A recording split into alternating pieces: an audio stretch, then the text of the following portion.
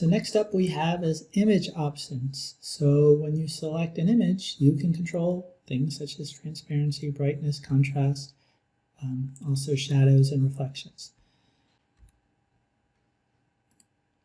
You can also take any picture and basically mask it with a shape. So you can see as in this demo here, it takes a regular picture and masks it and makes it into that circle. But you can choose any shape that you want. You can even focus on a particular part of that shape.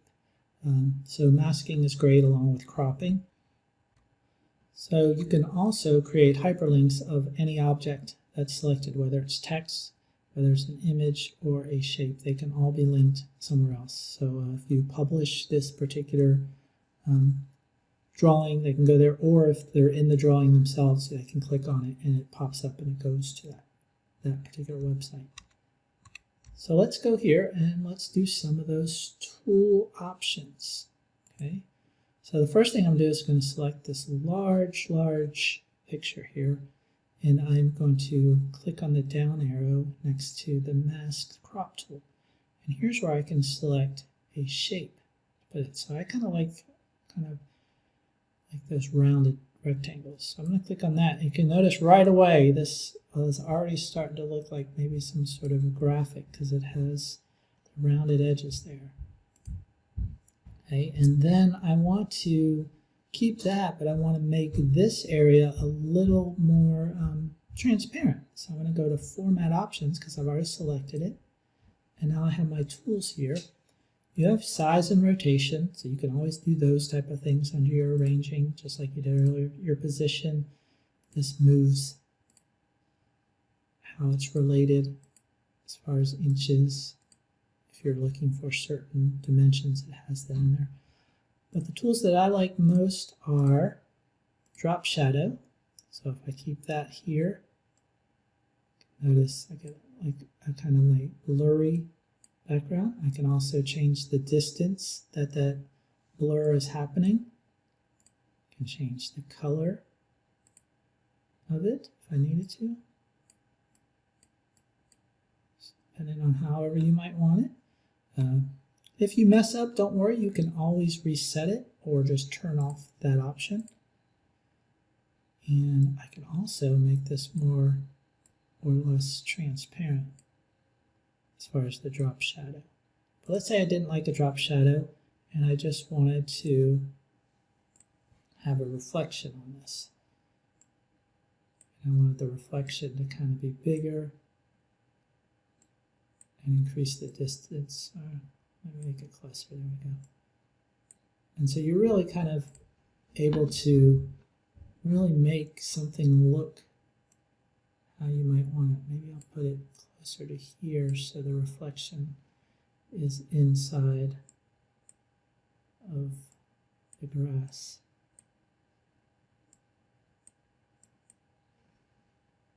And I like that. All right.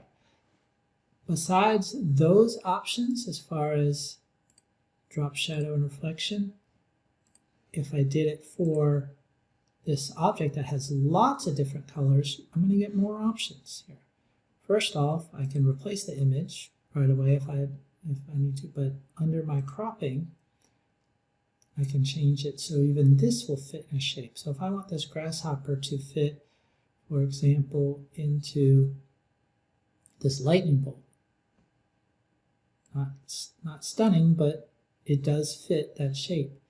And I like that. I can always choose something out. Maybe the grasshopper is in the call out. And so now I have a call out button with a grasshopper. And I could change the border to be a little bit bigger. There we go. And maybe this grasshopper is thinking about that grasshopper or saying something. So you can see, you can kind of control what's going on in that picture. I make it transparent or color. Another thing I can do under the format options for a picture that has lots of colors is I can do an adjustment, which is the overall transparency of it. So I can make it almost look like it's faded away. I can even make it really big and then have it more faded into the background. Okay. So different things you could do, but you just notice it doesn't come on until it's selected. If I don't like it, just reset. Again, you have your drop shadow with objects and reflection. Well, that reflection is actually off the page, so I might want to bring it up so I can see it a little better. So again, same tools, it's just different for each shape. Now you do have a Recolor tool that you didn't have with this shape. You have it for the background and you have it for this, but for the word art you can actually only change the coloring through this here. And so I am going to go to Recolor, and right now it says no recolor, but more, I think of it as more of as a tint. So what's going to happen is the whole shape or the whole image is going to turn that particular color. So if I want it to be this pink, notice it tints it all that color pink. Okay. And if I wanted to do it for the background picture, I could do the same thing as far as tinting. Oh, it's grouped. Hold on. Let me ungroup those items.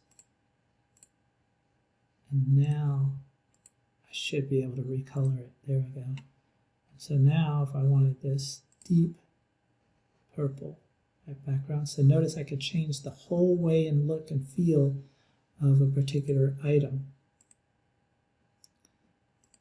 Back to no recolor, there we go. Change these back to how it was, change my colors. Maybe now that it's this color, I want it to be white. So you can basically make this look and feel however you want it. It's just a matter of choosing the options that are best. Now the last thing I'm going to do is going to try to do this cropping tool. And so what I'm going to do is double click on an image. So here's this big large image. And I am going to crop out the tree. So I'm just going to bring this over until it no longer shows the tree. So now it's cropped out, right? So now when I click on it, that's all it shows. It's actually right here hidden. But now when I expand the screen again, I've already cropped it out, so I'm just making that existing area, I'm stretching it. So now there's no trees in that area. And even if I changed and recolored it to no recolor, you can see the grass kind of got stretched here. There's another tool or another trick I'll show you about using the same picture but copying it over again. Actually, this is probably a good idea. Instead of me restretching it, let me do that here. So I'm going to reset it how it was as far as the cropping. So let me get it back to how it was. I'm just going to undo. There we go. So let me move some of these guys out of the way so we can just focus on this picture. Alright, so here's the picture. I like it, but I remember even in the beginning I had to kind of stretch it. It was more like that. So if I did not use the shape tool, I could just hit reset image, and there I am back how it was. So one of the neat things you can do is you can copy an entire image. So just Control C, Control V. So here's the entire image again, second. But now I'm going to crop it just so it shows this kind of last part here. And so now if I put that right next to the other, you kind of have to maybe even zoom in a little bit to see it. Oh, I zoomed out. Excuse me. There we go. Zoom in a little bit more. There. And so now I can see this, and if I want to kind of get it aligned just kind of right,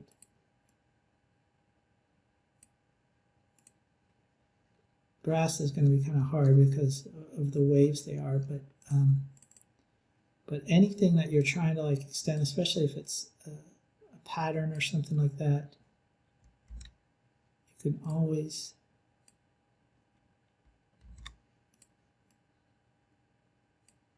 move the object in. So this grass is hard, double click. Sometimes people just use the ending part like this and repeat it over and over again.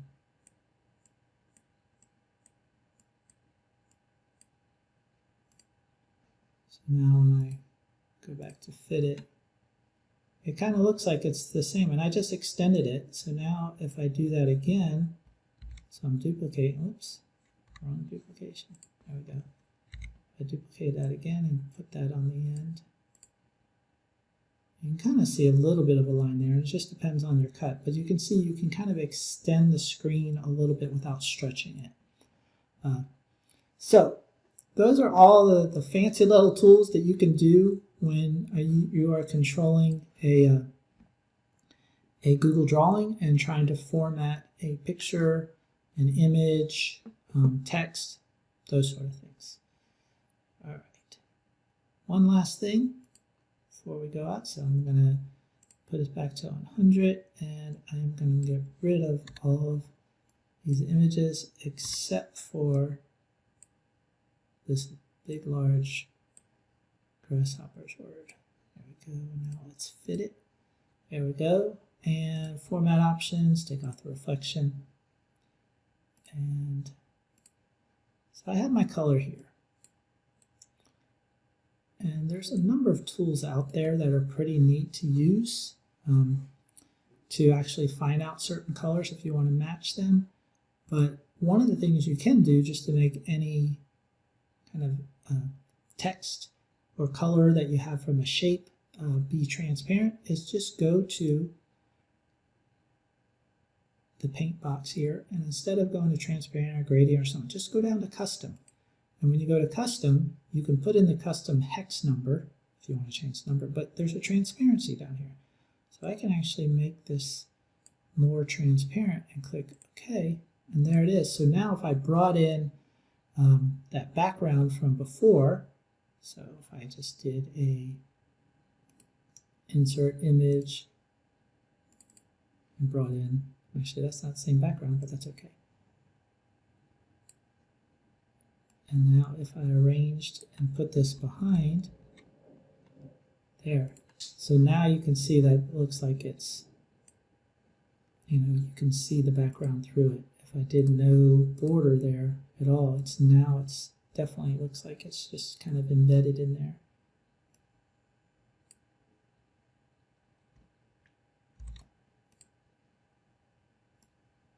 I can make this smaller. So you can resize and move things however you may like to do. So that's a nice feature. It looks like it's just showing up there. Another thing when you're customizing is being able just to move, and you can kind of see what it looks like based on what's up here. And so that way you can kind of configure that. I have a tool that I use. It's an extension in Chrome. It's called Color Pick Eyedropper. And when I select it, it allows me to move my mouse around, and then whatever the middle of my mouse is touching, it selects that color and gives me a hex value. So then I can copy that, close this out, and now I go back to my custom, and I can actually just paste that in there. And there is the grass right there in the same color as that was. And now if I were to maybe go to my format options and make this more transparent. There, so now I'm using the same colors, but it looks like that's showing up. Like it's almost like I carved it. So again, something like that eyedrop tool allows you to pick the actual colors. That's what's used a lot in the when you do like that graphic art. So I'll put a link of the eye picker down here. I will put that in the resources, and also I will attach a link to it too. All right, so now we are ready to do our activities. Oh wait, did I not hyperlink something? I guess I should. So again, hyperlinking, click on link and type in whatever. If you are using your tools here, you can actually use your Explore tool and type in, oops, not sure what happened there. I think I duplicated. So this is going to search the web, it's going to search your drive, it's going to search images. So let's say I like this BioKids one, or here, 10,000 facts. So I can copy the link address, go here, and paste. And so that is linked. So it's going to open up the Grasshopper page.